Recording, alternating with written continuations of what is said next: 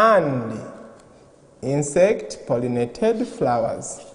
Insect pollinated flowers.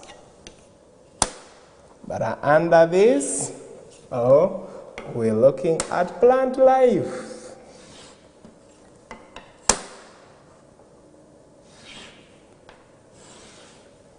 So, there we go, children. What are we looking at? Plant life. But under plant life, we are looking at characteristics of wind and insect pollinated flowers. Characteristics of insect and wind pollinated flowers. Let's look at the word, that one big word, characteristics. It is not a new word, it's not very big, so you don't need to get worried, children. When I talk about characteristics, we are looking at what are some of the things that these flowers have that allows them to be pollinated by insects or by wind. Let's look at maybe characteristics of living things. Let's look at you. What are some of the things you do?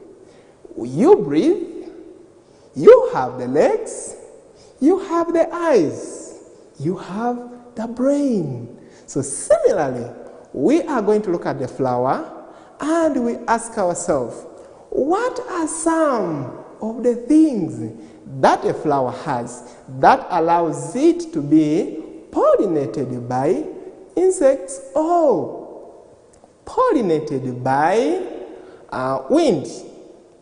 We know very well, pollination is the transfer of pollen grains from the anthers to the stigma. The pollen can be carried by insects, or the pollen can be carried by wind. So, looking at wind pollinated flowers, what makes it easy for wind to take the pollen? For insect pollinated flowers, what makes it easy for insects to carry the pollen? Are we together, children? This is what we want to look at. I've been trying to explain the words I've written on the blackboard. Which are the words again? Characteristics of wind and insect pollinated flowers. Characteristics of wind and insect pollinated flowers. So what are we going to say? We shall say different flowers have different features, have different parts, have different things that allows them to be pollinated. I have a variety of flowers. I have this a rose flower.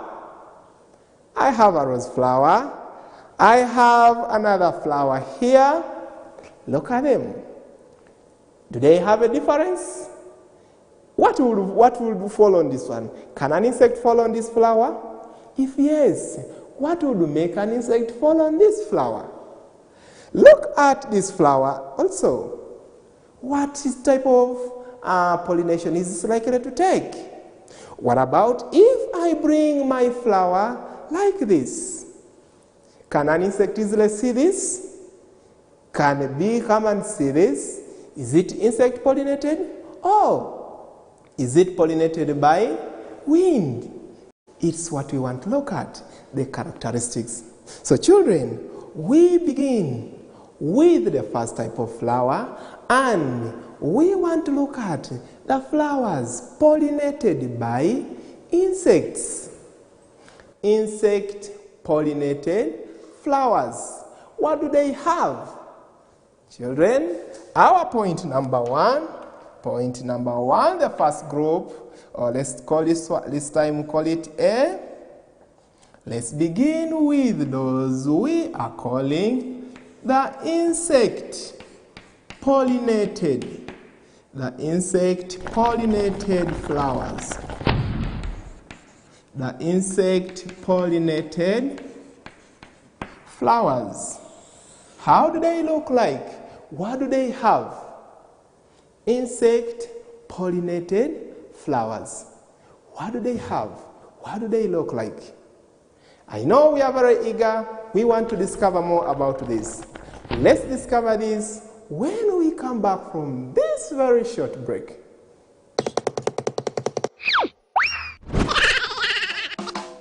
Time now for Fan Fact.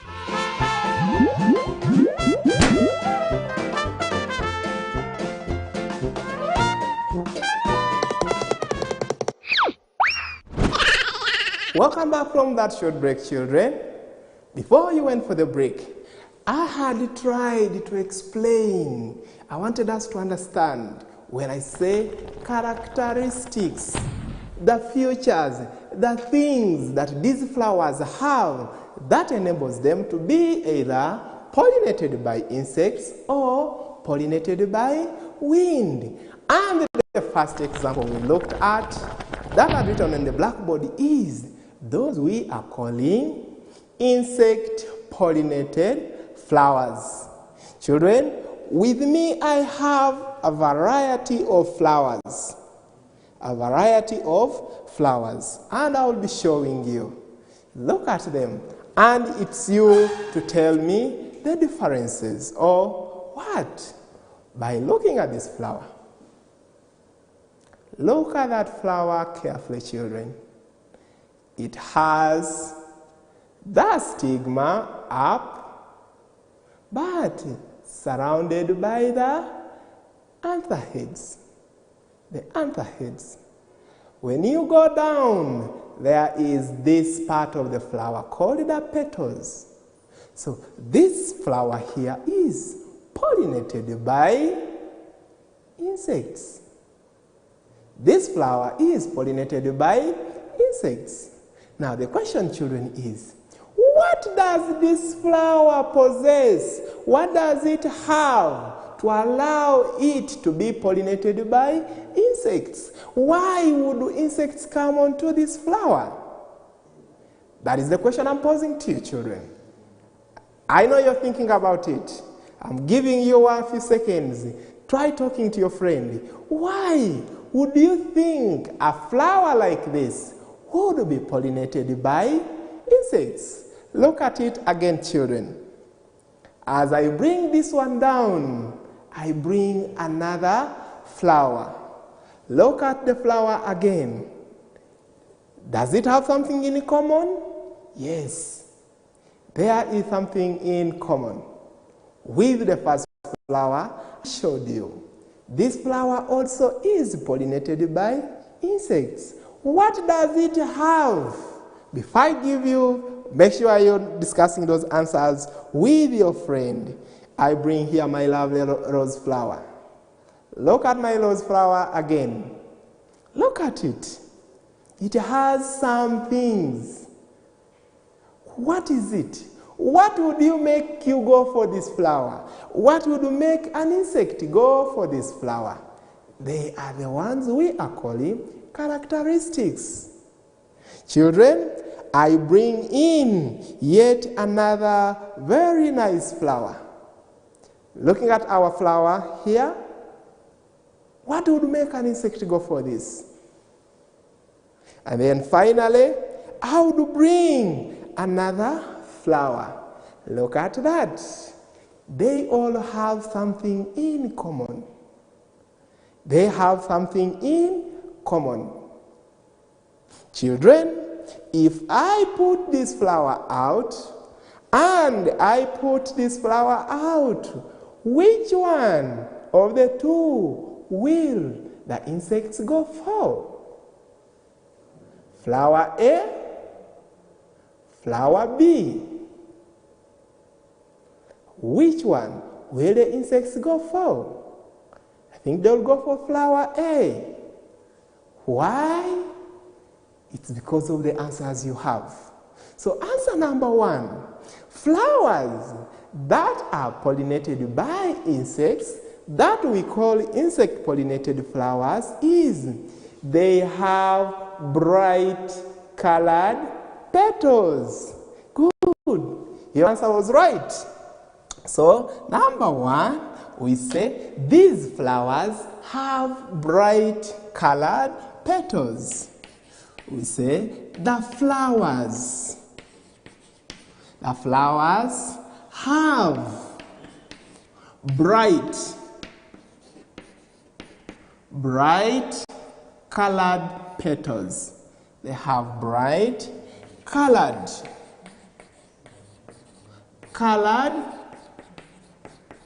petals. Children, don't forget the word colored. The colors are bright. They look very lovely. Secondly, children, when you smell this flower, it smells nice. If you smell it, very nice indeed. If you smelled this flower, very, very nice indeed. These flowers, pollinated by insects, they have a sweet smell. But in science, we don't call it smell. We call it scent. So we are saying, number two, children, that these flowers have a sweet scent. We are saying the flowers have sweet smell. But in science, don't call it smell. Call it scent. Spelled S-C-E-N-T. They have nice scent. Children, these flowers, they also produce a lot of nectar. Nectar is that liquid that insects look for in the flowers. If you look at my hands are dry, should I open up these flowers, children, you will find that my hand will all be wet. My hand will be wet. My hand will be wet. If you open up a flower here, the hand will be wet. That sweet something inside that insects look for is the one we call nectar. So we are saying number three, the flowers produce a lot of nectar.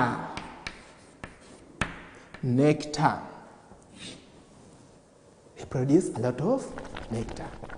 Don't forget, we are looking at characteristics of insect and wind-pollinated flowers. Let's continue learning more of these when we come back from this short break, children. Do you know your plants and animals?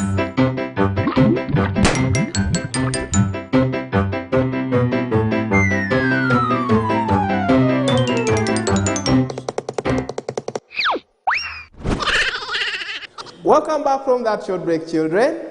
We have so far looked at three characteristics, things that you would look at and say, wow, this flower here must be pollinated by insects. Or if you have moved along, you must have seen these three things I've written on the blackboard. If you have seen an insect falling on the flower, it's because the flower has very bright colors.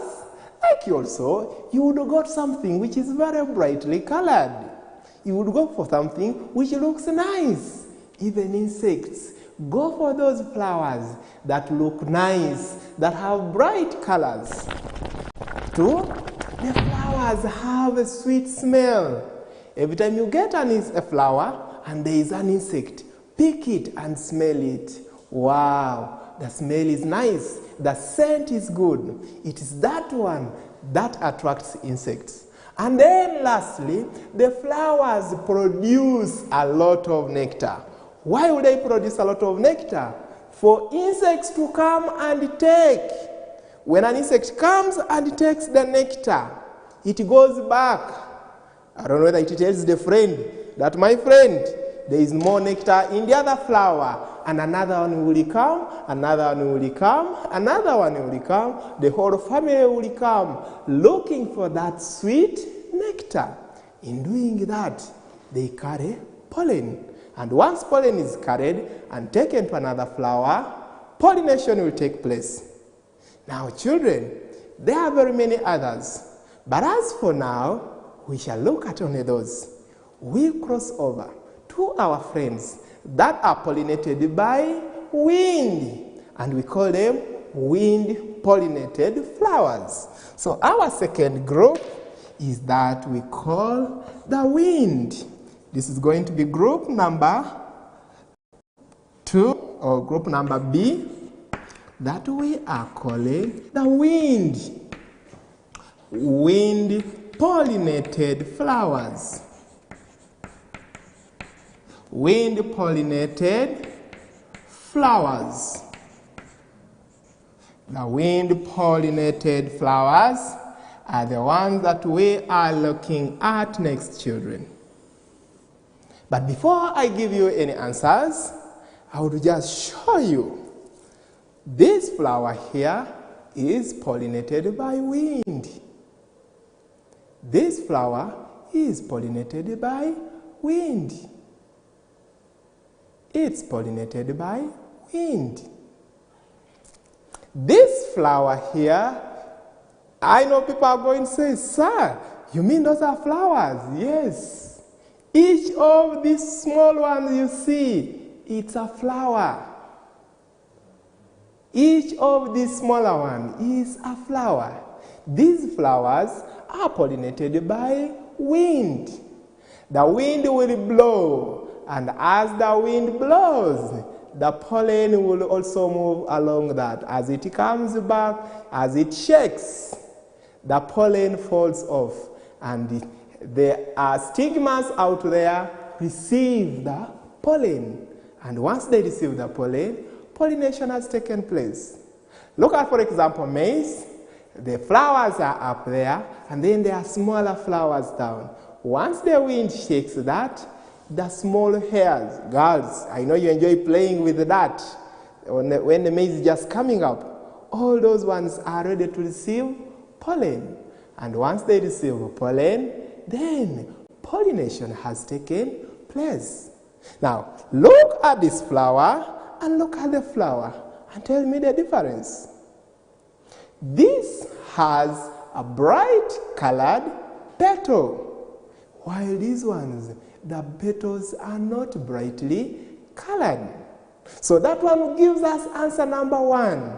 The characteristics of wind-pollinated flowers, number 1 is they don't have brightly colored petals. So instead they have dull. So number 1, we shall say they have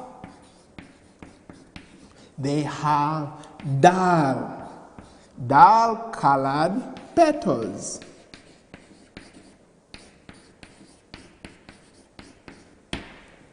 Whereas our friends have brightly colored petals, these ones, they have dull colored petals. If you get this flower and you smell it, you hardly get any smell. You don't. It is not there. Therefore, if you also got this flower here and try it smelling, you don't get any. So what are we saying? They don't produce, they don't have the sweet, pleasant smell. They don't have the sweet, pleasant smell. So our number 2 is, we say, they do not have the sweet scent. This time I'm going to write the word scent. I'm not writing smell. because I want you to be good science children. You know, when I write scent, I'm talking about smell. So they don't have the sweet smell to attract the insects. And then children next. After that, we are saying these flowers, they have no nectar. They don't produce a lot of nectar. There is no nectar in these flowers.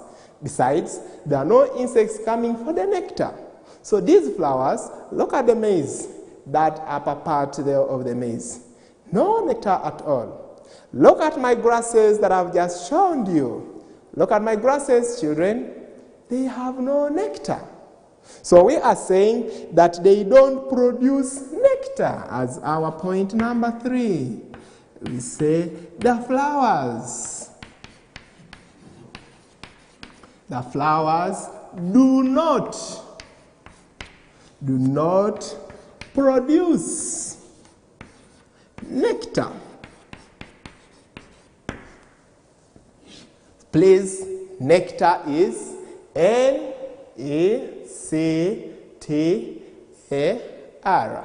They don't produce the nectar. And then we have other other answers we could add on that, including they produce a lot of pollen. Why?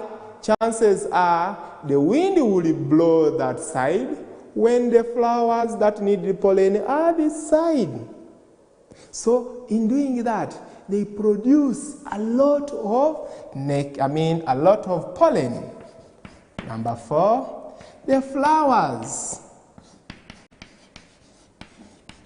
The flowers produce a lot of pollen. They produce a lot of pollen. So children, what have we looked at? We have been looking at characteristics of wind and insect pollinated flowers. And that if you moved out there, how would you know that this flower is pollinated by insect or is pollinated by wind? The reasons are, if these ones have brightly colored petals, those ones don't. If these ones produce a good smell, those ones don't. If those ones have a lot of nectar, these ones don't. Just compare the opposite of this one to that one, and you will have the answers right. With that, children, we come to the end of our lesson. Thank you for being good children. Till we meet again, may God bless you.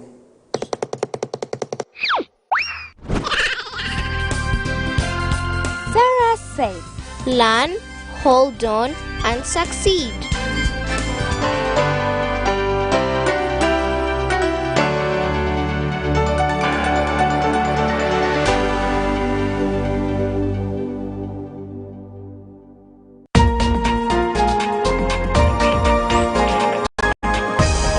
This weekend on UBC. Chef Fred Buyungo, karibu. You know karibu in Swahili? Yeah. You say karibu. Welcome, madam. Right. So, let me start garnishing this soup. Okay. That's how you do it.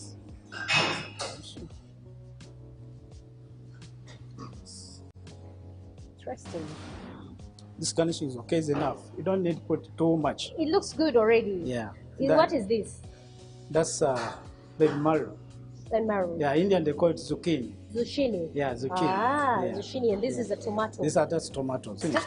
Can't wait to taste. Yes, please. Right. What's next? We are having our vegetable rice. Vegetable rice, I'll garnish with fried onions. So that's how you do it? Yeah, this fried onion is good when you are eating rice. It's very bringing flavor inside also. Right. Already mashed. Right. The English already cream, butter inside, little bit of egg if you like. Okay. White pepper is inside. And then you mash. So you can garnish with, it's just a leaf of parsley, just like this. Not too much. Right. I can't wait to make Bagana meal. What will you make for us? Matoke, Matoke peanut and what? sauce. Give that salt. Mushroom inside. Mushroom inside. The other small one. Ate toke liwomerako kinyebwa n'akati kaako.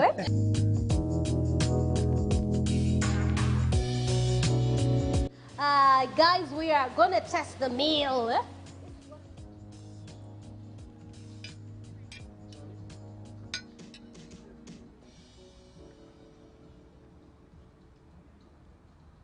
This is delicious. The Big Kitchen.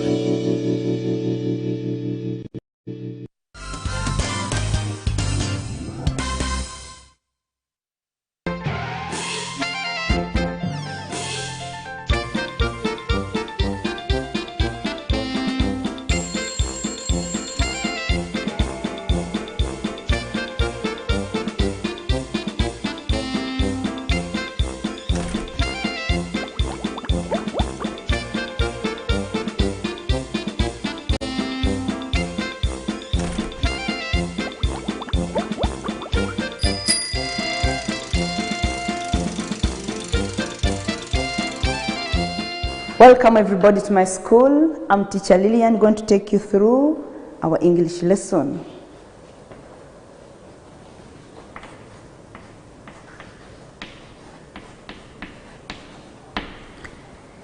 Our topic today, we are still looking at the words we use to describe people and objects.